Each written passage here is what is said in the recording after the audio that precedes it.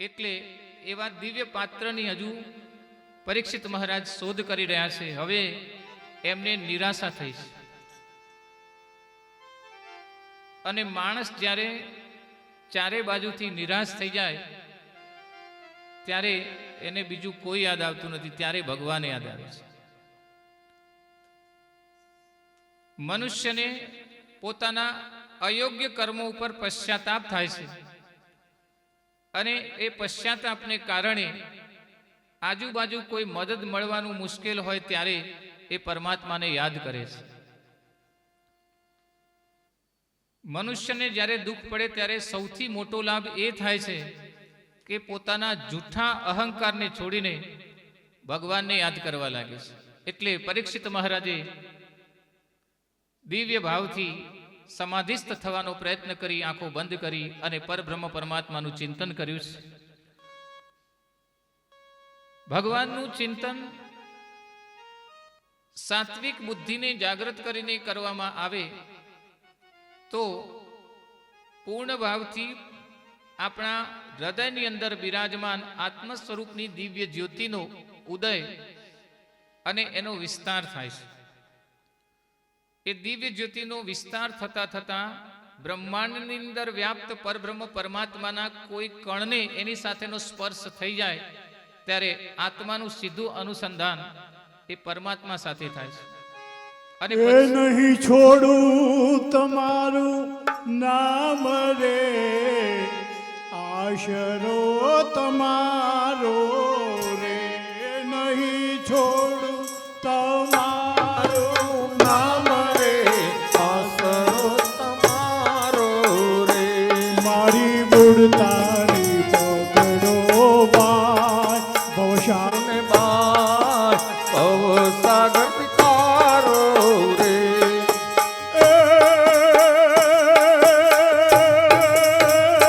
મારી જીવન નૈયાનું છુપાન રે, હાથ નથી રે તું રે, એવું સાગરમાં જાણું તોફાન કોને જઈને કેવું રે, એવું સાગરમાં જાણું તોફાન કોને જઈને કેવું રે.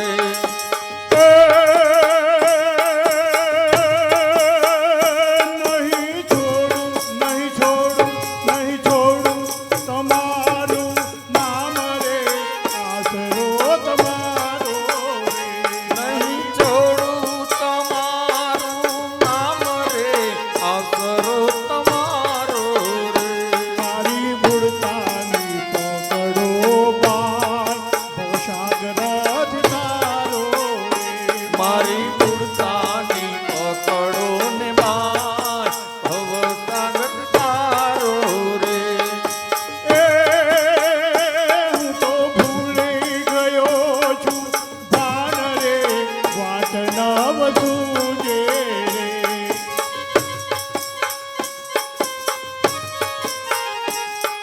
નામ દયા હવે કરજો રે.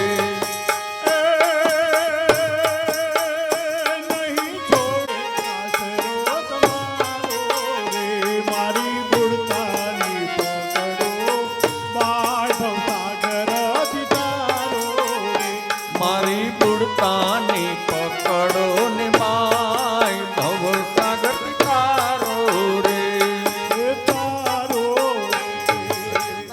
અને ભગવાન શ્રી હરિ કૃષ્ણએ અમને પ્રેરણા કરી કે આપ જાઓ, એક સંત આપની રાહ જોઈ રહ્યા છે. અને સુખદેવજી મહારાજ જ્યાં ઋષિ મુનિઓ મનસ્વી તપસ્વી જોગી ભેગા થયા છે, જ્યાં વચમાં પરીક્ષિત રાજા બેઠા છે ત્યાં ગયા અને એકદમ પ્રકાશ થયો છે. સુખદેવજી મહારાજનું તેજ એટલું દિવ્ય છે કે જાણે ધરતી ઉપર સૂરજ દાદા આવી ગયા હોય એમ એટલું દિવ્ય તેજ છે. જેના હૃદયની અંદર ભગવાનની કૃપા થાય છે એને બ્રહ્મ તેજ પ્રાપ્ત થાય છે. અને જે વ્યક્તિને બ્રહ્મ તેજ મળે છે એ વ્યક્તિ જ્યાં પણ જાય છે ત્યાં એને આદર પ્રાપ્ત થાય છે. રાવણના દરબારની અંદર અંગદજી ગયા અને અંગદની અંદર પરબ્રહ્મ પરમાત્મા શ્રી રામચંદ્રજીનું બ્રહ્મ તેજ સ્થિત છે. અને જેવા જે દરબારમાં ગયા તો બધા ઊભા થઈ ગયા, કારણ કે એ બ્રહ્મ તેજનો પ્રતાપ છે. રાવણે તો એવી સૂચના કરી કે મારા સિવાય બીજું ગમે તે આવે ઊભા થઈને એનો આદર સત્કાર કરવો નહીં. પણ અંગદ ગયા કે તરત જ બધા ઊભા થઈ ગયા. કેમ? તો બ્રહ્મ તેજનો પ્રભાવ છે. આજ એ જ બ્રહ્મ તેજને ધારણ કરીને જે સ્વયં શિવજીનું સ્વરૂપ છે એવા સુખદેવજી મહારાજ આ ઋષિ મુનિઓની સભાની અંદર જ્યાં પૂર્ણ ભાવથી ભાવ ભક્તિ થઈ રહી છે ત્યાં આવ્યા. એમના દર્શન માત્રથી બધા ઋષિ મુનિઓ તૃપ્ત થયા.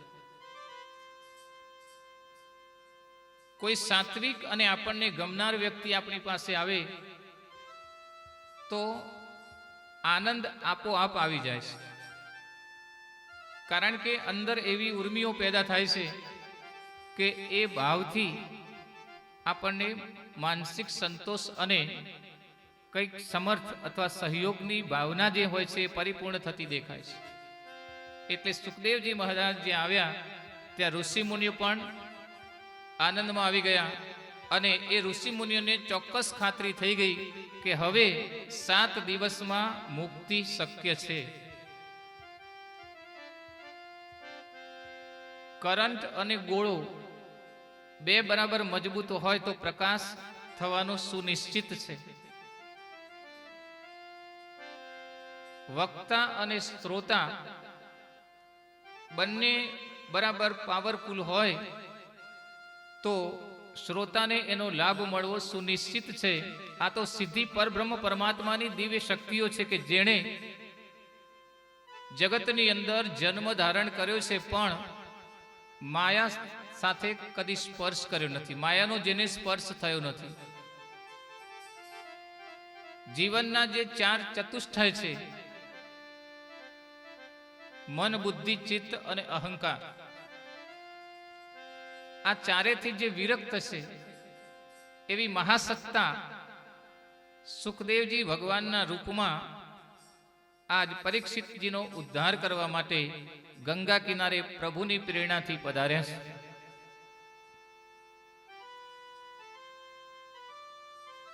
પ્રભુનું સ્મરણ કરવાથી અને પ્રભુનું ચિંતન માત્ર કરવાથી મૂળ રૂપમાં મનુષ્ય દેહમાં સ્થાપિત થયેલી પરમાર્થ ચૈતન્ય શક્તિઓને જાગૃત થવાનો અવસર મળે છે. જ્યારે બ્રહ્માજીએ આ સૃષ્ટિની રચના કરી ત્યારે જુદા જુદા આકાર બનાવ્યા, જુદી જુદી ચીજ વસ્તુઓ બનાવી. આકાર અને ચીજ વસ્તુઓ બનાવ્યા પછી એ તો બધા સ્થૂળ જ હતા, પણ સ્થૂળ વસ્તુ પોતે ક્રિયા ન કરી શકે. એટલે ભગવાનને એમ થયું બ્રહ્માજીને કે આ સ્થૂળ શક્તિઓ દ્વારા અથવા વસ્તુઓ દ્વારા કોઈ ક્રિયા થઈ શકતી નથી. એટલે પરબ્રહ્મ પરમાત્માએ કણે કણની અંદર પ્રવેશ કર્યો અને મળદા જેવી જે વસ્તુઓ બધી હતી એ બધી જાગતી થઈ. અને એનાથી આ સૃષ્ટિનો ધીરે ધીરે ધીરે ક્રિયાત્મક પ્રાદુર્ભાવ અને ક્રિયાત્મક ભાવ જાગૃત થઈને આ સૃષ્ટિ માયામાં લોપિત થઈ અને એ માયા થકી પોતાના સુખોને શોધવા માટે એ ભ્રમિત બની. આ ભ્રમિત થયેલી માયાયુક્ત સંસાર માયામાં પોતાની મૂળ પ્રકૃતિને આપણે ભૂલી ગયા છીએ કે વાસ્તવમાં આ દેહ એ ભગવાનનું મંદિર છે. આત્મસંયમ અને નિયમિતતા દ્વારા આરોગ્યનું રક્ષણ કર્યા પછી, સ્વાસ્થ્યનું સંવર્ધન કર્યા પછી, આયુષ્યને વધાર્યા પછી જે પહેલું કાર્ય જે છે એ કાર્ય શું કરવું છે? તો તો પહેલું કાર્ય એ કરવું છે કે વાસ્તવમાં આ જીવનનું લક્ષ્ય શું છે એ શોધવું છે. પણ માયા એવું કરી દેવા માટે આપણને સમર્થ બનવા દેતી નથી. સુદામાનું ચરિત્ર આપણને ખબર છે. એ પરમ પવિત્ર હતા. માયાનો સ્પર્શ એમને પણ ન થાય. ઐશ્વર્ય એટલું બધું એમનામાં હતું, પણ છતાંય મન લોભિત થયું. એક વખતે એમને એમ થયું કે પ્રભુ, આ જગતના લોકો બધી ફરિયાદ કર્યા કરે છે કે માયા આમ છે ને માયા ઠીક બેસવા દેતી નથી ને માયા મને ચેન પડવા દેતી નથી ને માયા મને ભગવાન સાથે જોડાણ કરવા દેતી નથી, માયાથી મને ભક્તિમાં અડચણ પેદા થાય છે. પણ પ્રભુ મને સમજાવો કે માયા શું છે. એટલે ભગવાન કહે છે મનમાં કે આ સુદામા જ્યાં સુધી મારી સામે ઊભો છે, જ્યાં સુધી એની સામે હું છું, ત્યાં સુધી એને માયાના દર્શન થવાના નથી. એટલે એક દિવસ ગોમતી નદીને કિનારે લઈ ગયા અને ગોમતી નદીને કિનારે ગયા પછી ભગવાને વિચાર્યું, થોડાક દૂર ઊભા રહ્યા. સુદામા આગળ વધી ગયા અને ભગવાનથી થોડાક દૂર થયા. જે વ્યક્તિ ભગવાનથી સહેજ પણ દૂર થાય છે એ માયાના લપેટામાં આવે છે. આ સુદામાને પણ એમ જ થયું. ભગવાનથી થોડાક દૂર થયા, વિમુખ થયા એમ ન કહીએ, પણ થોડાક દૂર થયા. ડૂબકી મારી છે અને જેવી ડૂબકી મારી ગોમતીજીમાં તણાવા લાગ્યા. તણાતા તણાતા એક નગરના ઘાટ ઉપર એ પરાણે બચી ગયા અને જેવા ઘાટ ઉપર આવ્યા ત્યાં તો સુદામાનો જય હો, મહારાજનો જય હો. સુદામા વિચાર કરે કે બોલે આ શું છે? બોલે અમારા નગરની અંદર એવો નિયમ છે કે અમારા નગરના રાજા મૃત્યુ પામે અને મૃત્યુ પામ્યા પછી આ નગરની અંદર જે વ્યક્તિ પ્રથમ પ્રવેશ કરે એ આ નગરનો રાજા બને. સુદામાને એમ થયું કે મારે રાજા નથી બનવું ભાઈ, એ નિયમ મને લાગુ ન પડે, હું તો બહારનો વ્યક્તિ છું. બોલે બહારના વ્યક્તિ માટેનો જ આ નિયમ છે કે બહારનો વ્યક્તિ પ્રથમ જે આવે એને અમે રાજા બનાવીએ અને રાજા બનાવ્યા પછી બધું સુખ એને ભોગવવાનું મળે. આ અમારા નગરનો નિયમ છે. સુદામા વિનંતી કરે છે કે મારે રાજા બનવું નથી. પણ નિયમ એટલે નિયમ પકડી લીધા. હાથીએ એમને હાર પહેરાવ્યો અને વાજતે ગાજતે સિંહાસન ઉપર બેસાડી દીધા. સુદામા સિંહાસન ઉપર બેઠા. સિંહાસન આવે સરસ મજાનું એટલે આનંદ આવે અને મન ધીરે ધીરે ધીરે ધીરે ધીરે ધીરે મોહ તરફ આગળ વધે. પછી તો રાજકુમારી સાથે એમના લગ્ન થયા. સુદામાના લગ્ન થયા, સંતાનો પણ થયા અને સુંદર મજાનું રાજ્ય સુદામા ચલાવી રહ્યા હતા. પણ એક દિવસ એવું બન્યું કે સુદામાના ધર્મપત્ની બીમાર પડ્યા અને એમનું અવસાન થઈ ગયું. સુદામા રડવા લાગ્યા. ધર્મપત્નીનું અવસાન થયું. હવે કોને સહારે હું જીવીશ? મારું ગળપણ કેવી રીતે જશે? સુદામા વિચાર કરવા લાગ્યા. ત્યારે નગરના સંત્રી સિપાહીઓ કહેવા લાગ્યા કે રાજાજી, કોઈ ચિંતા કરવાની જરૂર નથી, કારણ કે તમારા ધર્મપત્ની જ્યાં ગયા છે ત્યાં પહોંચાડવાની વ્યવસ્થા અમે કરીએ છીએ. આ નગરનો નિયમ છે કે જે રાજાના ધર્મપત્નીનું મૃત્યુ થાય એ રાજાને એના ધર્મપત્ની પાસે પહોંચાડી દેવા. એટલે તમને અમે ત્યાં પહોંચાડી. એવું પ્રભુનું સ્મરણ થયું. ત્યાં તરત જ માયાથી એ વિમુખ થયા, મુક્ત થયા અને ધીરે ધીરે ડૂબકી મારીને એકદમ બહાર નીકળ્યા. ત્યાં પરબ્રહ્મ પરમાત્મા પીળું પિતાંબર પહેરતા પહેરતા મુક્ત હાસ્ય કરી રહ્યા છે. આ છે અરે દ્વારપાલો કનૈયા સે કહ દો, अरे द्वारपालो भटकते न जाने कहाँ से तुम्हारे महल के करीब आ गया है, तुम्हारे महल के करीब आ गया है। सुदामा बता दो कन्हैया को, नाम है सुदामा। एक बार मोहन से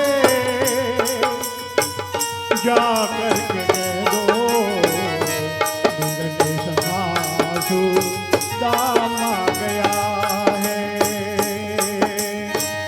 अरे द्वार पालो कन्हैया से कह दो, दर पे सुदामा करीब आ गया है, दर पे सुदामा करीब आ गया है, दर पे सुदामा करीब आ। પરમ પૂજ્ય ગુરુદેવ શ્રી રામ શર્મા આચાર્યજી એમની તપસ્થલી છે, જેમણે પોતાનું સમગ્ર જીવન આ જગત હેતુ સમર્પિત કર્યું અને સનાતન સંસ્કૃતિનો મૂળ આધાર જે વેદ છે અને વેદોનો સાર એ ગાયત્રી છે અને એ ગુરુ મંત્રના રૂપમાં જગતમાં વિખ્યાત છે। એવા સમર્થ ગુરુના પૂર્ણ ભાવોને હૃદયમાં સ્થાપિત કરીને પોતાનું સમગ્ર જીવન જેમના પિતાજી દ્વારા પણ આ રાષ્ટ્ર સેવા માટે આર્મીની અંદર એમણે પોતાનું સમગ્ર જીવન વિતાવ્યું અને પોતાની જે કંઈ આમદાની હતી એ પણ રાષ્ટ્રને સમર્પિત કરી દીધી અને પોતાના સંતાનને પણ આ રાષ્ટ્ર અથવા તો ધર્મના જાગરણ હેતુ સમર્પિત કર્યા છે। એવા શ્રી પ્રકાશભાઈ આપણી વચ્ચે પધાર્યા છે, તો અને શ્રી સુનિલભાઈ બંસીધર એ પણ આપણી વચ્ચે પધાર્યા છે, તો એ આપણું અહોભાગ્ય છે। જેમ પૂર્ણ ભાવથી જ્યારે પરમાત્માની શક્તિઓને લઈને કોઈ આવે છે ત્યારે એનો પ્રભાવ લાભ આપણને ચોક્કસ પ્રાપ્ત થાય છે। તો સૌ પ્રથમ આપણે ભાવપૂર્વક એમનું સ્વાગત કરી લઈએ। हरने को अज्ञान ज्ञान की ज्योति अखंड जलाई, भूपर लाने स्वर्ग योजना युग निर्माण बनाई।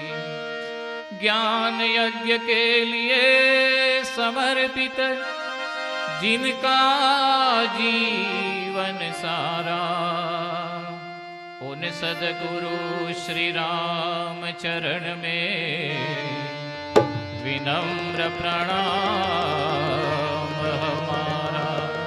गुरुवर क्या गाथा मैं गाऊं, तुम हो ब्रह्मा विष्णु महेश। गुरुवर क्या गाथा मैं गाऊं, तुम हो ब्रह्मा विष्णु महेश। गुरुवर क्या गाथा मैं गाऊं, तुम हो ब्रह्मा विष्णु महेश। गुरुवर क्या गाथा मैं गाऊं, तुम हो ब्रह्मा विष्णु महेश।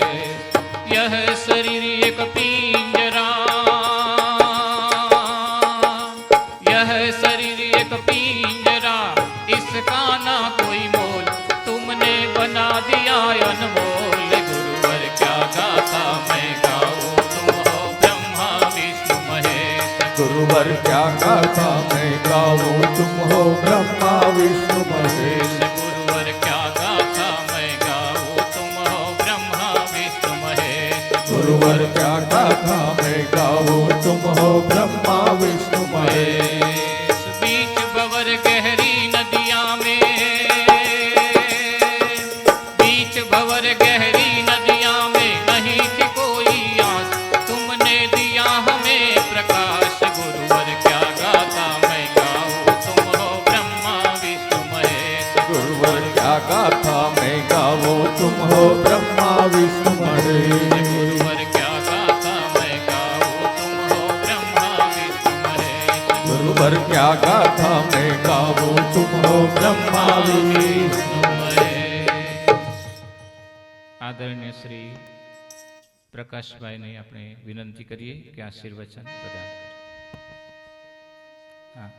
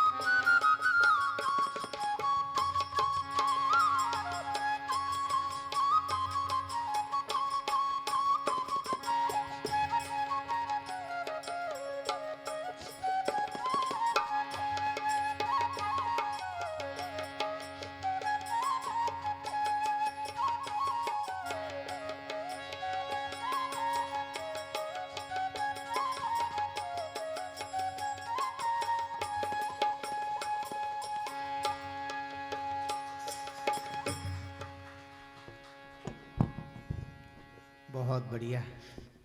કૃષ્ણની કથા ચાલે છે, ભાગવત કથા, અને કૃષ્ણની બાંસુરી સાંભળવા મળે તો કેટલું જીવન ધન્ય થઈ જાય. તમે બધા બહુ નસીબદાર છો કે પવિત્ર શ્રાવણ મહિનામાં ભાગવત કથાનું આયોજન રાખ્યું. કમલેશભાઈની આત્માની શાંતિ માટે જે આયોજન તમે ગોઠવ્યું છે, બહુ નસીબદાર છો. ગંગાના કિનારે ઉમિયા ધામમાં કથા રાખી છે તમે. અને તપસ્વીના મોઢેથી કથા સાંભળીએ ને આપણે તો વધારે પુણ્ય મળે છે. અને અમારા પ્રવીણભાઈ બહુ તપસ્વી છે. ઠીક છે, ચાલી ગાયત્રી મંત્રથી શરૂઆત કરીશું. બધા કમર સીધી કરે, ઉગતા સૂર્યમાં પરમાત્માનું ધ્યાન કરીશું. ભાવના કરીએ કે આપણને બધાને સદબુદ્ધિ આવે, સૌના માટે સદબુદ્ધિ, સૌના ભવિષ્ય ઉજ્જવળ બને એ ભાવ સાથે ગાયત્રી મહામંત્ર. ઓમ ભૂર્ભુવઃ સ્વાહા તત્સવિતુર્વરેણ્યં ભર્ગો દેવસ્ય ધીમહિ ધિયો યો નઃ પ્રચોદયાत्.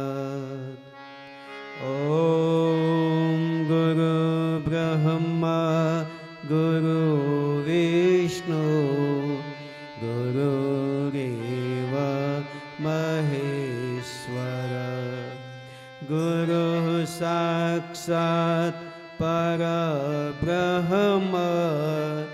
તસ્મૈ શ્રી ગુરવે નમઃ તસ્મૈ શ્રી ગુરવે નમઃ। परम पूज्य गुरुदेव, परम वंदनीय माता जी की सूक्ष्म उपस्थिति में हमारे आदरणीय श्री प्रवीण भाई कथा व्यास ना रूप में अपनी भागवत कथा ज्ञान यज्ञ रसपान करावे से साथे संगीतनी टीम में हमारा अशोक भाई और प्रवीण भाई पूरी टीम, सुनीताबेन अनमदाती पधारे दरेक गायत्री भाईओना भाई बहनों, शक्ति स्वरूप माताओं बहनों, आत्मीय बंधुओं, कमलेशभाईना परिवारजनों, सौનું સ્વાગત છે, અભિનંદન છે।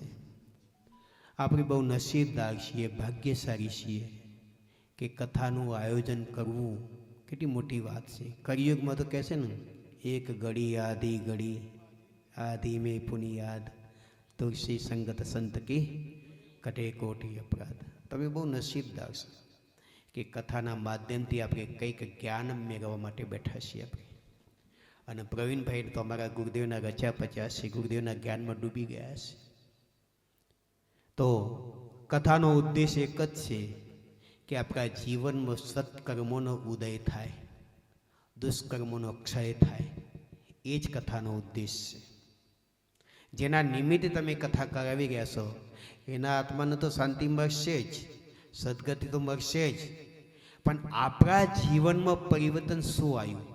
કથાનો સારાંશ એ જ છે કે જેની પાછળ તમે કથા કરાવી એની પાછળ તમે કંઈક છોડ્યું। છોડવાનો મતલબ કંઈ જો અવગુણ છે, જે દુર્ગુણ છે, છોડ્યો તમે। બાકી મનુષ્યનું જીવન તો 6 પ્રકારના હોય છે। નંબર 1, જે ભોગ વાસનામાં ડૂબો રહે ને, ભોગ અને વાસનામાં, એને નરકીટક કહેવાય। શું કહેવાય? જે ઇન્દ્રિય સુખોમાં ડૂબી જ રહે એ નરકીટક। અને જે પરિવાર તક સીમિત છે, હું ને મારો પરિવાર, એને નર પશુ કીધો છે। અને જે બીજાને દુઃખી કરીને સુખી થાય એ નર પિશાચની યોનિમાં આવે છે। કઈ? નર પિશાચ। સાસુ વહુને સતાવે ને વહુ સાસુને દુઃખ સતાવે, આ નર પિશાચમાં આવે, બરાબર। પછી જે સમાજની ચિંતા કરે એ મનુષ્ય, અને જે પ્રાણી માત્રની ચિંતા કરે એ દેવતા, અને જે બ્રહ્માંડની ચિંતા કરે એ મહામાનવ, દેવમાનવ। હવે આપણે વિચારવાનું કામ આપણે કઈ કેટેગરીમાં આવીએ? બેસી ગઈ મગજમાં? ભોગ સુધી સીમિત છે નરકીટક, ઠીક ને, ઇન્દ્રિય સુખોમાં। પરિવાર સુધી સીમિત છે નર પશુ, બીજાને દુઃખી કરીને સુખી થાય નર પિશાચ, સમાજની ચિંતા કરે મનુષ્ય। તો આપણે વિચારવાનું કે આપણે આમાં કઈ કેટેગરી, દેવતામાં છીએ કે મનુષ્યમાં છીએ, બરાબર। તો આપણો ઉદ્દેશ એક જ છે, કથાનો ઉદ્દેશ કે આપણી અંદર કંઈક જ્ઞાન આવે। અજ્ઞાનતાના અંધારામાં આપણે ડૂબકી મારી ગઈ, જ્યાં આપણે કરોળિયો જોયો છે તમે, મકરી કે ને, હિન્દીમાં મકરી કે, ગુજરાતીમાં કરોળિયો કે। કરોળિયો જારું બનાવે, બરાબર, બહુ મોટું જારું બનાવે, પણ જારી બનાવે પછી એમાં ફસી જાય ને પછી રોવે છે, કલ્પે છે, કેમ કે ફસાઈ ગયો છે। અને જે સમજદાર કરોળિયો હોય ને એને જારાને ગોળી બનીને ગળી જાય અને મુક્ત થઈ જાય। એમ સંસારની માયા કોને બનાવી? આ મારી પત્નીના, મારા પપ્પાના, મારા સાસુના, આ માયાજાળ કોને બને? અને એમાં આપણે દુઃખી થઈએ છીએ। માયાજાળ આપણે જ બને, તો એ માયાજાળમાંથી બહાર કેવી રીતે આવવું? પાણીની ઉપર નાવ રહેવી જોઈએ, પણ નાવમાં પાણી જાય તો શું થાય? ડૂબી જાય। એમ આપણે સંસારમાં તો રહીએ પણ સંસાર આપણામાં ન આવવો જોઈએ, આ સાચું જ્ઞાન છે। પાણીમાં નાવ રહે પણ નાવમાં પાણી જાય તો નાવ ડૂબે, એમ આપણે સંસારમાં તો રહીએ પણ સંસાર આપણામાં ના આવે, એ સાચું। કીચડમાં કમળ ખેરે ને, કાદવમાં ખેરે ને, કમળ ક્યાં ખેરે? કાદવ, પણ એને કાદવ અડે છે। એમ આપણે પણ આ સંસાર રૂપી કાદવમાં રહીએ તો છીએ, બરાબર, પણ એમાં આપણે કમળની જેમ રહેવાનું છે। આ કથા આપણને એ શીખવાડે છે। કૃષ્ણની કથા શું શીખવાડે છે? કમળની જેમ રહેવું। બીજી વસ્તુ કે ભાઈનો જન્મ તમારા પરિવારમાં કેમ થયો તે તમે જાણો છો? જાણવું છે બધાએ? કમલેશભાઈનો જન્મ તમારા પરિવારમાં કેમ થયો જાણવું છે બધાએ? તમે હા કહો તો બતાવો. જાણવું છે ને? તો કમલેશભાઈનો જન્મ તમારા ત્યાં કેમ થયો? તો તમને એક ઉદાહરણ બતાવું. ગુરુદેવને વાંગ્મય 67 નંબર વાંગ્મય છે, એમાં પેજ નંબર 2.12 બતાવ્યું છે કે આ ભાઈનો જન્મ તમારા પરિવારમાં કેમ થયો. હૈદરાબાદની સત્ય ઘટના ગુરુદેવે બતાવી છે. અમારા ગુરુદેવ શ્રી રામ શર્માચાર્ય સત્ય ઘટના બતાવી છે કે હૈદરાબાદની અંદર એક બ્રાહ્મણના ઘરમાં બાળકનો જન્મ થયો અને એક વૈશ્યના ઘરમાં જન્મ થયો. જે બ્રાહ્મણના ઘરમાં જન્મ થયો એ પણ બાળક અને વૈષ્ણવ એ બંને સાથે મોટા થવા મળ્યા, જીગરી મિત્ર બની ગયા, સાથે ભણવા ગયા, સાથે નાસ્તો કરે, સાથે જ બધું. અને અભ્યાસ પૂરો થયા પછી પણ એમને ધંધો પણ કર્યો. તો સાઉથ ઇન્ડિયામાં ચંદન બહુ ઉગે છે, ખબર છે ને? આપણો વીરપ્પન તસ્કર હતો, વીરપ્પન નામ સાંભળ્યું હશે તમે? વીરપ્પન તો ચંદનનો બિઝનેસ એમને શરૂ કર્યો પાર્ટનરમાં. અને એ જમાનામાં સોનાનો ભાવ હતો 20 રૂપિયાનું 10 ગ્રામ સોનું. શું ભાવ હતો? 20 રૂપિયાનું 10 ગ્રામ સોનું. આજે 50,000 ઉપર પહોંચી ગયું છે. તો એ જમાનામાં 80,000નો ચેક આવ્યો વિદેશથી. ચંદન વેચીને એમને તો 80,000નો ચેક આવ્યો. તો આજના કેટલા રૂપિયા થાય? અરબોમાં જતા રહે. તો અને એ જમાનામાં બેંક નથી હૈદરાબાદમાં, એક જ બેંક હતી મુંબઈ. તો ચેક જે 80,000નો ચેક આવ્યો એ વટાવવા ક્યાં જવું પડે? મુંબઈ. તો બંને સાથે મુંબઈ ગયા. પણ રસ્તામાં વૈશ્યના મનમાં કપટ આવ્યું. શું કપટ આવ્યું? કે જો આ બ્રાહ્મણના દીકરાનું મારી નાખું તે 80,000 મારા થઈ જાય અને હું કરોડપતિ બની. તો એને શું કર્યું? મુંબઈ ગયા, ચેક વટાવી દીધો, 80,000 આવ્યા, 2 પાન બનાવ્યા અને એક પાનમાં ઝેર નાખી દીધું, પોઈઝન. અને ભાડાની જે ટેક્સી કરી હતી એટલે મિત્રએ પાન આપ્યું. મિત્રો બધો ભરોસો હતો ને, જન્મથી 2 મિત્રો હતા. તો એને પાન ખાધું ને જેવું ઝેરવાળું પાન મોઢામાં ગયું અને ઝેર ગયું એટલે મોઢામાંથી ફીન આવ્યું અને કારમાં જ એક્સપાયર થઈ ગયું. ડ્રાઈવરને અમુક રૂપિયા આપી દીધા. શું કીધું? કે આ ડેડ બોડીને દરિયામાં ફેંકી દે. ઘેર આવીને એના પપ્પાને ખોટું પડ્યું કે અમે 2 નાવા ગયા હતા દરિયામાં અને પેલો ડૂબી ગયો. એના પપ્પાને ખોટું કીધું એને. અને પછી શું કે અમે 10,000 કમાયા હતા, આ 5,000 તમારા અને 5,000 એના પપ્પાને જઈને તમે આપી આવો. તો એના પપ્પા ગયા એના ઘરે, બ્રાહ્મણના ઘરે. 5,000 આપવા ગયા અને કીધું કે મારો દીકરો નાવા ગયા અને દરિયામાં ડૂબી ગયો. દીકરાનું મરવાનું તો દુઃખ થયું, પણ 5,000 એ જમાનામાં બહુ મોટી રકમ કહેવાય. 20 રૂપિયાનું 10 ગ્રામ સોનું એટલે 5,000 રૂપિયા કેટલા કહેવાય? બહુ મોટી રકમ. તો આશીર્વાદ આપ્યા કે તમારે ઘરે પણ સંતાનનો જન્મ થયો. આ જેને 80,000 ખાધા હતા ને એનું મેરેજ થયું.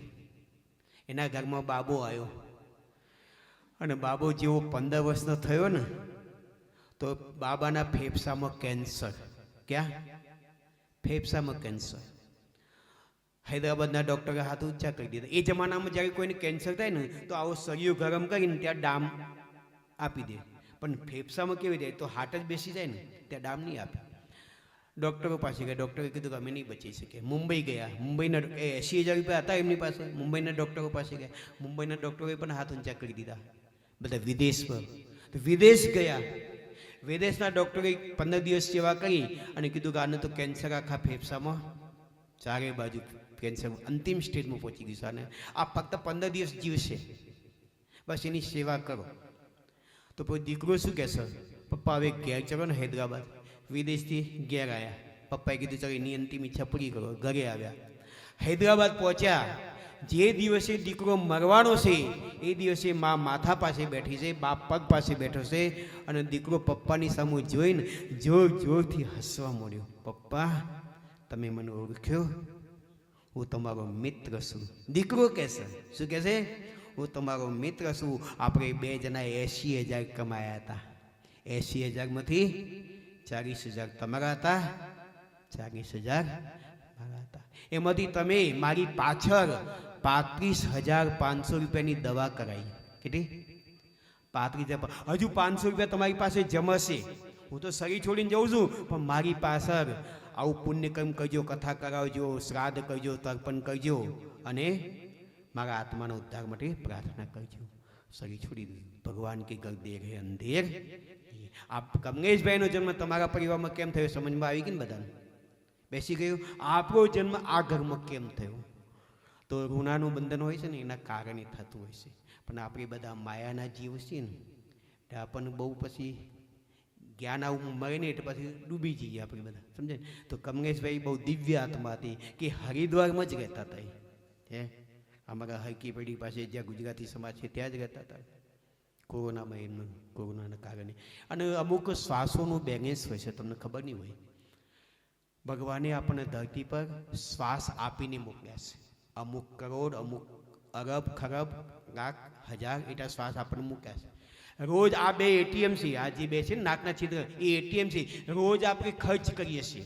બેંકમાં 10,000 રૂપિયા હોય અને એટીએમથી રોજ 1,500 નીકાળો, પછી જીરો થઈ જાય, પછી એટીએમ ઘુસાવો તો કેટલા રૂપિયા આવે? કંઈ ના આવે ને, જીરો થઈ ગયા. એમ આ શ્વાસોનું બેલેન્સ જેવું જીરો થઈ જાય ને એ દિવસે આ તો કોરોના માધ્યમ બને છે, યા તો કેન્સર માધ્યમ બને છે, યા તો એક્સિડન્ટ થાય છે, યા તો નદીમાં ડૂબી જાય છે, યા તો સાપ કરે, પણ કોઈને કોઈ મરણનું માધ્યમ બને છે. કેમ કે શ્વાસોનું બેલેન્સ ખતમ થઈ ગયું. ધરતી પર બેઠો ઇન્સાન પૈસા ગણે છે. આજે કેટલા હતા ને કાલ કેટલા હતા, આજે કેટલા વધ્યા. અને ઉપર બેઠો ભગવાન હસે છે કે કાલ શ્વાસ કેટલી હતી ને આજે કેટલી ઘટી. સમજ્યા ને? એ બેલેન્સ, શ્વાસોનું બેલેન્સ એ આપણે નથી વિચાર. એટલે કથાના માધ્યમથી હર શ્વાસમાં કૃષ્ણમ શરણમ છે કે ને, એ ભાવની ગાયત્રી મંત્રનો ભાવ નીકળવો જોઈએ તમારા મનથી. એક વખત તમને ટાઈમ મળે અહીંયા કથામાંથી બપોર પછી તો અમારું શાંતિકુંજ જોવા જેવું છે. ધરતીનું સ્વર્ગ જોવું હોય, ધરતીનો સ્વર્ગનો ટુકડો જોવો હોય તો શાંતિકુંજ જરૂર પધારો. બધાનું સ્વાગત છે. ત્યાં આગળ જમવાની નિઃશુલ્ક વ્યવસ્થા છે, રહેવાની નિઃશુલ્ક વ્યવસ્થા છે. ત્યાં આગળ બધું ફ્રી ઓફ ચાર્જ છે. કોઈ જગ્યાએ કોઈ ચાર્જ નથી. હરિદ્વારમાં આવીએ ને તો પંડાઓ પાછળ પડે, પણ આ એવું સ્થાન છે કે જ્યાં પૈસા માગવામાં આવતા. જીવંત જાગૃતિ થશે. અને ગુરુદેવ શ્રી કહેતા હતા કે તીર્થમાં ખાલી પગ મૂકો ને તમે અંદર, અને ત્યાં તીર્થની હવા પણ પેટમાં જાય ને તો આપણે ધન્ય થઈ જઈએ. તો તમે બધા નસીબદાર છો કે હરિદ્વાર સુધી તો આવી ગયા. ભગવાનની શક્તિ તમને એ ખેંચ્યા છે. તમારો તો ઉદ્ધાર થશે, પણ તમારી કઈ પેઢીઓનો પણ ઉદ્ધાર થશે. કેમ કે આવું કહેવાય છે કે કથાને કંઈ કરાવો ને તો કઈ પેઢીઓ તરી જાય છે. તો તમે તો કઈ પેઢીઓને તારવા માટે તમે આ બધું આયોજન કર્યું. અને એમાંય પાછા અમારા તપસ્વી પ્રવીણભાઈની ટેવગી જે કરે કામ, એટલે કહેવાનું જ ન હોય. એમનો સ્વાર્થ કંઈ નથી, કોઈ સ્વાર્થ નથી. નહીં તો અમુક કથાકારો કથા કરે ને તો શરત મૂકે. એક અમારા ત્યાં આગળ ગુજરાતમાં કઈ જગ્યાએ કથા ચાલતી હતી તો કથાના નક્કી કર્યું હતું કે 21 લાખ રૂપિયા આપવા. એને 11 તો આપી દીધા, અડધા પૈસા આપી દીધા. હવે અડધા પૈસા પૂરા થયા નહીં તો કથાકાર મંચ ઉપરથી જ કહેશે, શું કહેશે? ભાઈ પૈસા પૂરા થયા કે કથા અધૂરી મૂકું? આ બતાવો, આ કથા કરવા બેઠા હતા ને કથા અધૂરી મૂકે. એટલે કથા એક વેપાર બની ગયો. શું બની ગયું? વેપાર. એક ભાઈ શું કરે ખબર? કથા કરીને તમાકુ ખાઈને કથા કરી. શું ખાઈને? તમાકુ.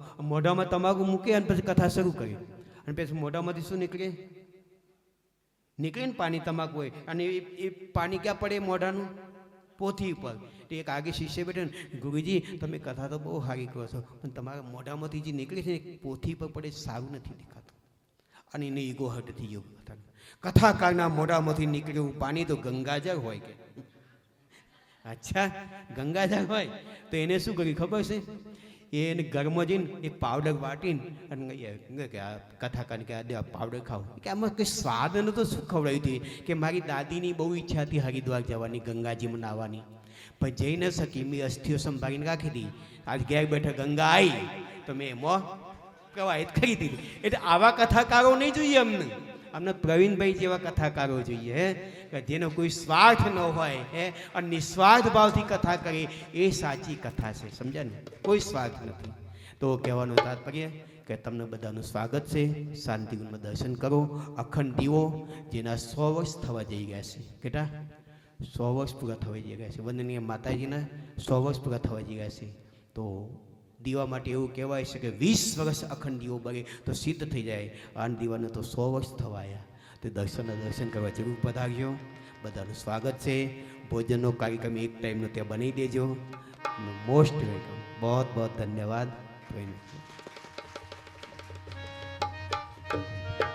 શ્રીમન્નારાયણ નારાયણ હરિ. નારાયણ નારાયણ નારાયણ હરિ હરિ. નારાયણ નારાયણ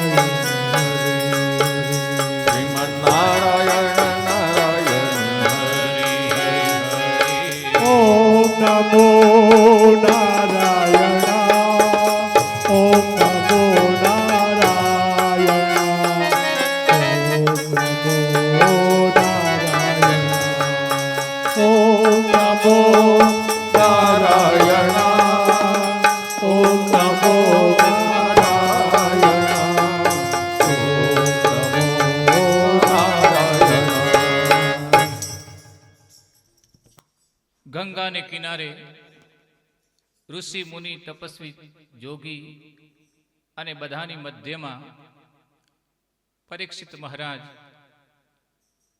વ્યાકુળ થઈ એક સદગુરુની શોધમાં પરમાત્માને પ્રાર્થના કરી રહ્યા છે.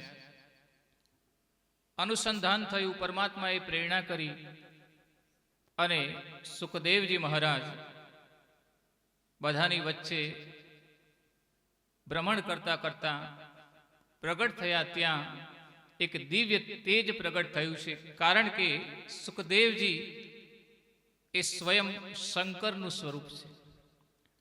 એ વિરક્ત છે. મોહ અને માયાનો જેને સહેજ પણ સ્પર્શ નથી, જન્મતાની સાથે વૈરાગ્યની શરત મૂકીને જેણે આ ધરતી ઉપર આ મૃત્યુલોકની અંદર પોતાના સ્થૂળ દેહનો આવિર્ભાવ કર્યો છે, એવા સુખદેવજી મહારાજ આજ પરીક્ષિત રાજાનો ઉદ્ધાર કરવા માટે પ્રગટ થયા છે. ઋષિ મુનિઓએ એને ઓળખી લીધા કે આ તો સ્વયં ભગવાન ભોલેનાથનું સ્વરૂપ છે. ઋષિઓ પણ તૃપ્ત બન્યા છે. બોલે, અમારા અહોભાગ્ય છે કે પરીક્ષિત રાજાના જીવનને મુક્તિ અપાવવા માટે આજ સ્વયં ભગવાન શ્રી હરિ શંકર ગંગાને કિનારે પ્રગટ થયા છે. એટલે જે વ્યક્તિના હૃદયની અંદર બ્રહ્મ તેજ સ્થિત થયેલું હોય અને સ્થિત થયેલું આ બ્રહ્મ તેજ જ્યારે જાગૃત થાય છે, ત્યારે એના આકર્ષણથી દરેકના હૃદયથી, મન અને ભાવનાઓથી એના દર્શન કરવા માટે આપોઆપ મસ્તક ઝૂકી જાય છે. સૌના મસ્તક ઝૂકી ગયા છે અને સુખદેવજી મહારાજ જે ખાલી આસન છે, સિંહાસન ઉપર બેસાડ્યા એમને તો સિંહાસન હોય કે પછી દર્ભની પટ્ટી, એમાં કઈ ફેર પડતો નથી, અવધૂત છે. કારણ કે દેહ ભાન એમની પાસે છે જ નહીં. એમનું તો સીધું જોડાણ એ પરમાત્મા સાથે છે. અને એટલા માટે એમણે શું પહેર્યું છે કે કઈ જગ્યા ઉપર સ્થિત છે એનું ભાન પણ એમને નથી, પણ પ્રભુની પ્રેરણાથી એ સ્થળ ઉપર આવ્યા છે. સિંહાસન ઉપર બિરાજમાન થયા. ત્યાં સુખદેવજીનો જય જયકાર હો એમ ઋષિ મુનિઓએ જયઘોષ કર્યો. અને ઋષિ મુનિઓએ જ્યારે જયઘોષ કર્યો ત્યારે પરીક્ષિત રાજા જે પરમાત્માના સ્મરણમાં યુક્ત હતા, ધીરે રહીને આંખ ખોલી છે. દિવ્ય તેજના દર્શન થયા અને એ ભાવ વિભોર બની ગયા. પ્રભુ, તે મારી પ્રાર્થના સાંભળી. સુખદેવજી મંદ મંદ સ્મિત કરી રહ્યા છે, હાસ્ય કરી રહ્યા છે, પ્રસન્ન થયા છે. અને સુખદેવજી મહારાજે પોતાનો જમણો હાથ રાજાના મસ્તક ઉપર મૂક્યો છે. સાયા તું બડો ધણી, તુજસે બડો ન કોઈ, તું જિસકે સર પે હાથ રખે વો તુજસે ભી બડો હોય. અને સુખદેવજી મહારાજે પોતાનો જમણો હાથ પરીક્ષિત રાજાના મસ્તકે મૂક્યો. ત્યાં બ્રહ્માંડ પરિભ્રમણ કરવા લાગ્યું છે. દિવ્ય તેજનો પ્રકાશ પુંજ સુખદેવજી મહારાજના માધ્યમ દ્વારા પરીક્ષિત રાજાને દર્શન થયો છે. અને ચતુર્ભુજ ભગવાન શ્રી કૃષ્ણના એને દર્શન થયા છે. બોલીએ શ્રી કૃષ્ણ ભગવાન કી. બ્રહ્મનિષ્ઠ સત્પુરુષો જ્યારે કોઈને પણ સ્પર્શ કરે છે, ત્યારે એમાં બેઠેલું ચૈતન્ય એ બીજી વ્યક્તિના ચૈતન્યમાં પ્રભાવિત થાય છે. રામકૃષ્ણ પરમહંસજીએ વિવેકાનંદજીને સ્પર્શ કર્યો અને પોતાની શક્તિઓનો દિવ્ય પ્રભાવ એમના મસ્તિષ્કના માધ્યમ દ્વારા રોમે રોમી અંદર પ્રગટ કર્યો. તો એ દિવ્ય તેજ આજ સુખદેવજીના માધ્યમ દ્વારા પરીક્ષિત મહારાજને પ્રાપ્ત થયું છે અને ભગવાન શ્રી કૃષ્ણના એમને દર્શન થયા. આ એક જ જીવ એવો ભાગ્યશાળી છે કે જેને 2 વખત ભગવાનના દર્શન થયા છે.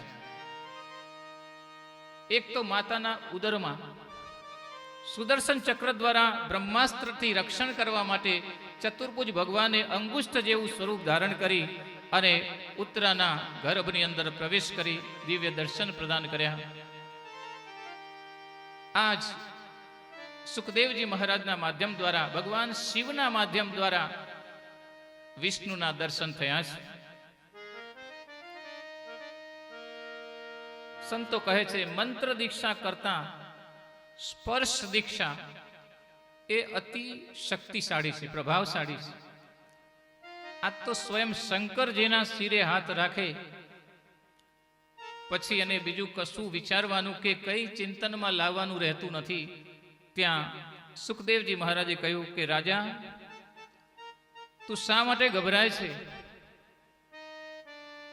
ઋષિ મુનિઓ 7 દિવસમાં મુક્તિ મળશે કે નહીં એનો સંશય છે એમને, અને એટલા માટે એ કથા કરવા માટે તૈયાર થતા નથી. પણ સુખદેવજી મહારાજ કહે છે કે દીકરા, તું શા માટે ગભરાય છે? મારો હાથ હવે તારા મસ્તક ઉપર છે, સ્વયં બ્રહ્મ. અને જ્યારે શિષ્યને ગુરુ તરફથી સમાધાન મળે છે ત્યારે એને ટાઢક વળે છે. આજ સુખદેવજી મહારાજ, જેણે પોતાના પિતાને પણ પ્રેરણા પ્રદાન કરી છે, જે જીવ લોભથી મુક્ત થાય છે એ વ્યક્તિ સંસારમાં સાચા અર્થમાં શાંતિ પ્રાપ્ત કરી શકે છે. એવી પ્રેરણા સુખદેવજી મહારાજે व्यास भगवान ने पण प्रदान करी है कि बोले आप मेरे पीछे क्यों पड़े हो, आप भगवान के पीछे पड़ो. अने एवी तपस्वी ब्रह्म शक्ति परीक्षित महाराज ने स्पर्श करे छे. सुखदेव जी परिपूर्ण वैराग्यना माध्यम द्वारा आ देहनी आसक्तिओने छोड़ीने ए देह साथे जोड़ायेला दुखोथी मनुष्यने मुक्त थवा माटे आज सौ ऋषि मुनियोनी वच्चे परीक्षित राजाना माध्यम द्वारा जगतने संसारने प्रेरणा आपवा माटे स्वयं प्रगट थया छे. भगवान श्री व्यास जी एमने बादरायण कहेवामां आवे छे, कारण के ए तपस्या करता अने एक ज वखत बोरनु भोजन करता. पण आ तो एनाथी आगळ छे, एने भूख नथी, तरस नथी. एवा सुखदेवजी महाराज जेना उपरथी वस्त्रोनुं आवरण जतुं रह्युं छे, 4 शत्रुओ जेनाथी कोसो दूर छे, चतुष्टयना तमाम अंगो जेमा पवित्र छे अने एवा स्थूल देहधारी सुखदेवजी महाराज आश्वासन आपे छे कि परीक्षित तारे गभरावानी जरूर नथी.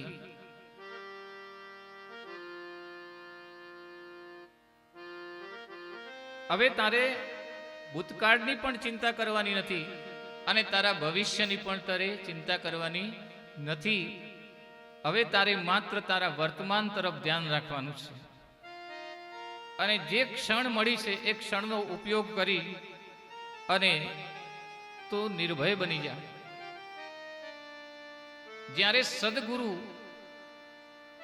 શ્રેષ્ઠ શક્તિઓ જ્યારે આપણું સામર્થ્ય વધારવા માટે, સહયોગ આપવા માટે આશ્વાસન આપે છે ત્યારે એનો પ્રભાવ લાભ આપણને ગીતાનો અભય વચન પ્રદાન કરે છે. अभय न आवे त्या सुधी भक्ति सफल थती नथी. जेना मन में भय छे, गीता स्पष्ट करे छे कि जेना मन में हजी भय छे समझवू कि गमे तेटली माळा जपे एनाथी मळे छे तप, परंतु हजू ए अधूरी छे, एमां कोई उणप छे. अने जे दिवसे निर्भयता आवे त्यारे समझवू भक्ति करवा माटे ए सुसज्ज छे. परीक्षित महाराजनो भय दूर थयो छे. राजा ने खातरी थी गई कि महामुनि सुखदेवजी मारू जीवन सुधारवा माटे आव्या छे, नहीं तो मारा जेवा लोभी अने पापथी युक्त મનુષ્યની સામે આ વ્યક્તિ આવે નહીં.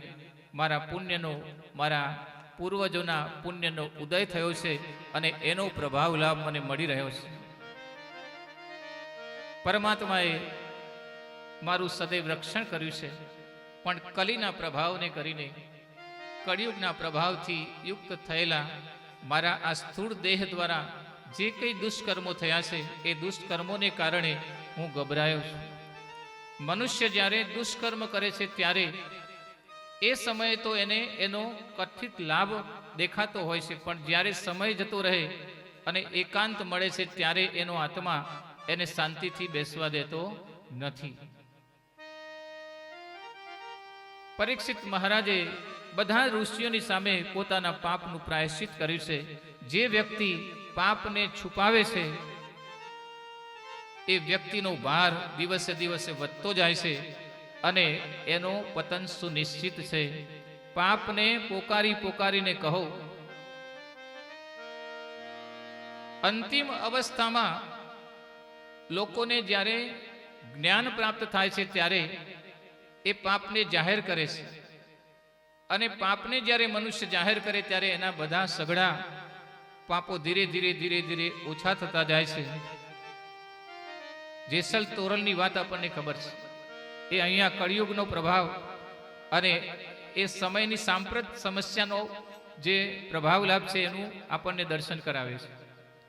તો મનુષ્યના જીવનની અંદર પાપ થાય એ સ્વાભાવિક છે, પણ પાપનો સ્વીકાર કરીને પછી એનું પ્રાયશ્ચિત કરીને એ પાપથી મુક્ત થવા માટેનો માર્ગ જે શોધે એ સાચો સુરવીર છે.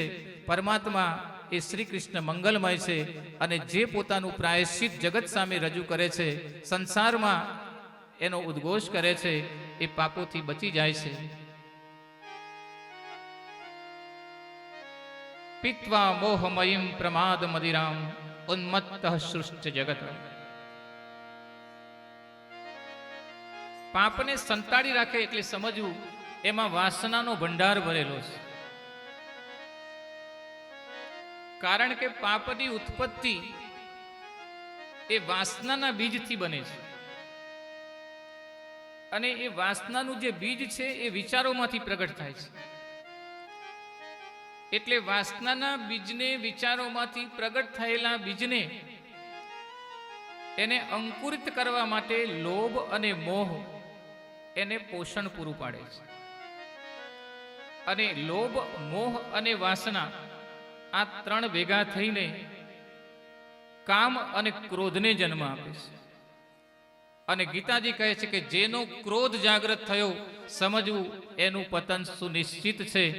કામ ક્ષણિક છે, મોહ કદાચ ક્ષણિક છે, પણ ક્રોધ એ બધાનું મૂળ છે, પાપનું મૂળ છે. વાસનાને પોષિત કરનાર એને મુખ્ય ક્રોધ ગણ્યો છે. એટલે વાસના અમંગલકારી છે. વાસનાથી જે મનુષ્ય મુક્ત બને એ ધીરે ધીરે ધીરે ધીરે ચતુષ્ટયને પવિત્ર કરી અને પરમાત્મા તરફ પોતાનો માર્ગ પ્રશસ્ત કરવા સમર્થ બને છે. શાસ્ત્રોમાં લખ્યું છે કે વાસના પછી ઉત્પત્તિ થાય છે કામની, જે અમંગલ છે. જેની આંખોમાં કામ છે, જેના મનમાં કામ છે, સમજવું એનું બધું અમંગલ છે. ભગવાન શ્રી હરિ કૃષ્ણને કામનો સ્પર્શ નથી. પરમાત્મા પાસે કામ આવી શકે નહીં. જેમ સૂર્યનારાયણ ભગવાન પાસે અંધકાર જવાનું સાહસ કરે નહીં, કારણ કે પરમાત્માનું બધું મંગલમય છે. એટલે જે મંગલમય વસ્તુ છે એની પાસે આ શત્રુઓ જઈ શકતા નથી. પણ જે અજ્ઞાનવશ આ શત્રુઓને પોતાના શરીરમાં પાડે છે એનું અમંગલ સુનિશ્ચિત છે. ભગવાન શ્રી કૃષ્ણનું કીર્તન, સ્મરણ, અર્ચન એ બધું મંગલમય છે. એટલા માટે જે વ્યક્તિઓ આ વસ્તુથી યુક્ત છે એવા વ્યક્તિઓ સાથે આ છઠ શત્રુઓ એને સ્પર્શી શકતા નથી કે એની પાસે જવાનું સાહસ કરી શકતા નથી. એટલા માટે મનને વિલપ્ત કરી દિવ્ય ભાવોને જાગૃત કરવા માટે સુખદેવજી મહારાજ આજ પરીક્ષિત રાજાને ઉપદેશ કરી રહ્યા છે. પરીક્ષિત મહારાજે પ્રશ્ન કર્યો છે કે પ્રભુ, કેવી રીતે 7 દિવસમાં મને મુક્તિ મળે અને કેવી રીતે હું આ ભવથી પાર ઉતરી જાઉં અને આ સંસારનું કલ્યાણ કેવી રીતે થાય? આ બધું શું છે? મારો જન્મ થયો, અત્યાર સુધી જન્મ થયા પછી હું અત્યાર સુધી આટલે પહોંચ્યો છું, કર્મના બંધનોથી યુક્ત થઈને આટલે સુધી હું પહોંચ્યો છું, પણ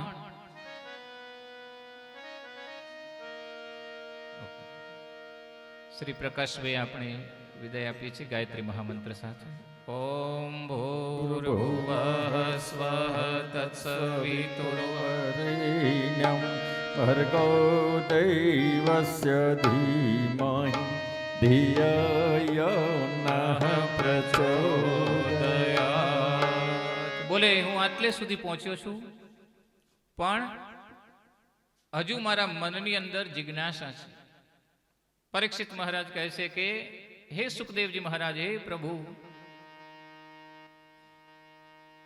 મારી અંદર જ્ઞાનની તીવ્ર ઉત્સુકતા છે. મારે જાણવું છે કે આ બધું શું છે, આ જગતની ઉત્પત્તિ કેવી રીતે થઈ અને આ જગતનું સર્જન પરમાત્માએ શા માટે કર્યું અને એમાં આપણે આ જન્મ શા માટે ધારણ કર્યો. ત્યારે સુખદેવજી મહારાજ કહે છે કે એકવાર બ્રહ્મર્ષિ નારદે બ્રહ્માજીને આવો પ્રશ્ન કર્યો હતો. ત્યારે બ્રહ્માજીએ સૃષ્ટિના ઉત્પત્તિના જે ભાવો છે, એનો જે આશય છે અને એ ઉત્પત્તિની અંદર જે માયા મૂકેલી છે, એ માયાનું શું કાર્ય છે, એ માયા ગુણ ગોપાર, એમાંથી પાર ઉતરવા માટેના જે સિદ્ધાંતો એ પણ એ મૂકેલા છે. એટલે કે સાપ સીડીની રમત જેવું આ છે.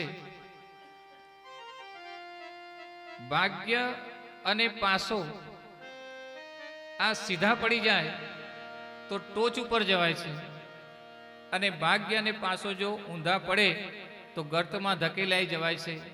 જેના જીવનમાં સંતનો આગમન અથવા આવિર્ભાવ થાય છે, એનો પાસો પણ સીધો પડે છે અને એનું ભાગ્ય પણ સીધું થઈ જાય છે. આજ પરીક્ષિત મહારાજનું ભાગ્ય સુંદર મજાનું ખીલી રહ્યું છે અને સુખદેવજી મહારાજ દ્વારા સૃષ્ટિના ઉત્પત્તિનું જ્ઞાન પ્રાપ્ત કરી રહ્યા છે. પ્રલય કાળની અંદર જે સમયે પ્રલય થયો, બ્રહ્માંડની રચનાથી માંડીને કેટલીય વખત મહાપ્રલયો થયા છે અને એ મહાપ્રલયોની અંદર કોઈ પણ જીવને બચવું એ બહુ મુશ્કેલ હોય છે. અને એવા પ્રલય કાળની અંદર પરબ્રહ્મ પરમાત્મા બધાને પોતાના પેટમાં રાખીને, જેને બચાવવાના હતા એવા જીવોને પરમાત્માએ પોતાના પેટમાં રાખી અને એ શયન કરતા હતા. અને સૃષ્ટિના આરંભમાં ભગવાનને રમણ કરવાની ઈચ્છા થઈ. એકોહમ વહશ્યામી, આ સંકલ્પ થયો અને સૃષ્ટિની ઉત્પત્તિ થઈ. નિર્ગુણ નિરાકાર બ્રહ્મ સર્વનો આધાર છે અને એ બ્રહ્મની દિવ્ય શક્તિના માધ્યમ દ્વારા આ જગત અને સૃષ્ટિનું સર્જન થયું છે.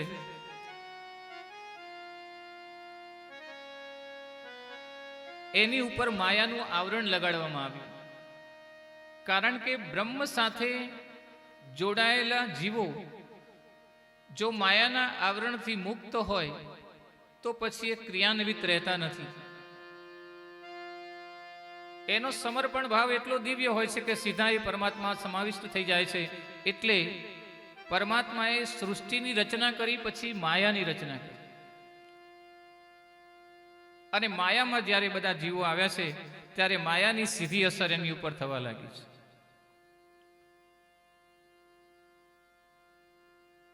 જો ક્રિયાન્વિત ન હોય કોઈ વ્યક્તિ અથવા વસ્તુ તો એનો પ્રભાવ લાભ અથવા તો એનો ઉપયોગ બીજા કોઈ કરી શકતા નથી. એ જ રીતે સૃષ્ટિમાં ઉત્પન્ન થયેલ જીવ જો નિષ્ક્રિય બનીને બેસી રહે તો પણ બ્રહ્માજી કહે કે આ સૃષ્ટિના ઉત્પાદનનો જે આશય છે પૂર્ણ થતો નથી, સૃષ્ટિ સર્જનનો જે આશય છે પૂર્ણ થતો નથી. એટલા માટે માયાનગરી બનાવી છે. માયા ગુણ ગોપાર, મારીચને એક બાણ માર્યું અને એનાથી એને મુક્ત કર્યું. કારણ કે પરબ્રહ્મ પરમાત્મા એ સ્વયં અક્ષત છે, ચોખા.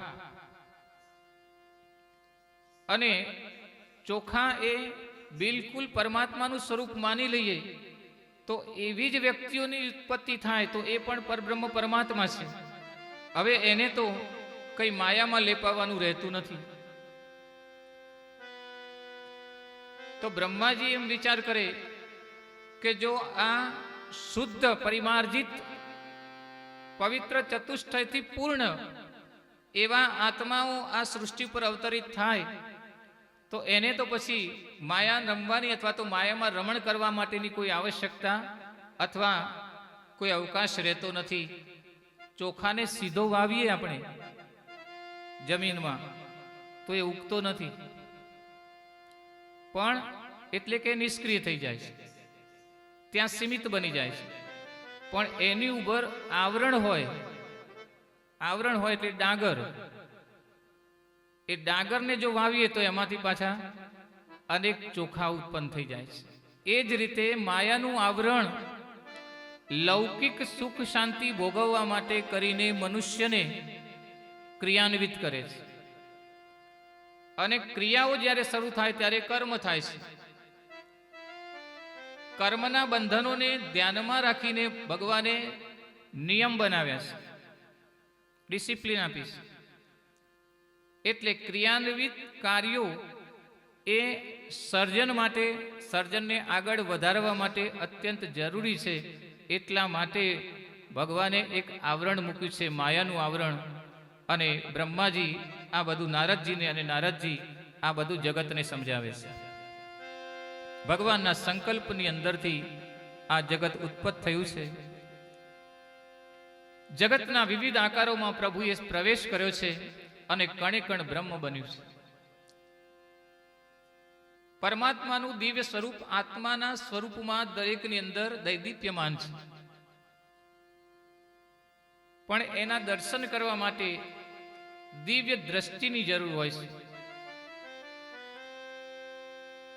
ભગવાન શ્રી કૃષ્ણના દર્શન કરવા માટે અર્જુનના ચર્મચક્ષુઓ એટલા બધા ઉપયોગી ન થયા, અથવા તો ચર્મચક્ષુઓની મદદ વડે અર્જુને ભગવાન શ્રી કૃષ્ણના દર્શન કરવા માટેનું સામર્થ્ય પ્રાપ્ત ન કર્યું. પણ એને માટે ભગવાને કહ્યું, એને દિવ્ય દ્રષ્ટિ પ્રદાન કરી. જે મનુષ્યને દીર્ઘ દ્રષ્ટિ મળે છે એ મનુષ્ય પરમાત્માનું દર્શન કરી શકે છે. સંકુચિત દ્રષ્ટિવાળો મનુષ્ય એ માત્ર માયાનું જ દર્શન કરી શકે છે. પણ જેની દ્રષ્ટિ દીર્ઘ બને છે એવી વ્યક્તિ એ માયાથી દૂર રહી અને પરમાત્માનું દર્શન કરવા માટે સમર્થ બને છે. હે પરીક્ષિત, બ્રહ્માજીના માધ્યમ દ્વારા પૂર્ણ ભાવથી આ જગતની અંદર માયાની રચના થઈ અને સમગ્ર જીવોમાં પરબ્રહ્મ પરમાત્માનું પ્રવેશ અને સંચરણ થયું.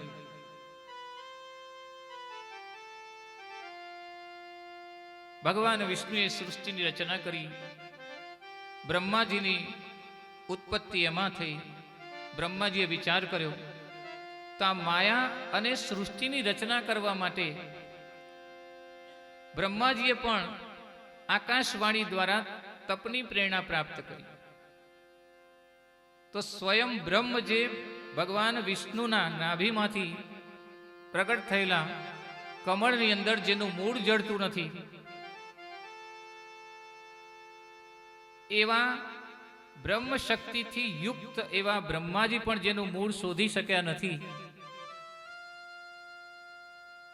એનું કારણ એ છે કે પરબ્રહ્મ પરમાત્મા એ એવી દિવ્ય શક્તિ છે કે જેમાંથી પ્રગટ થયેલી 3 શક્તિઓને આ શક્તિમાંથી પોષણ મળે છે. મનુષ્યના જીવનમાં 3 શક્તિ છે. પરા પ્રકૃતિના માધ્યમ દ્વારા આ 3 શક્તિનો આવિર્ભાવ એ મનુષ્યને પોતાના દોષો, દુર્ગુણો અને દુઃખોથી બચાવી શકે છે.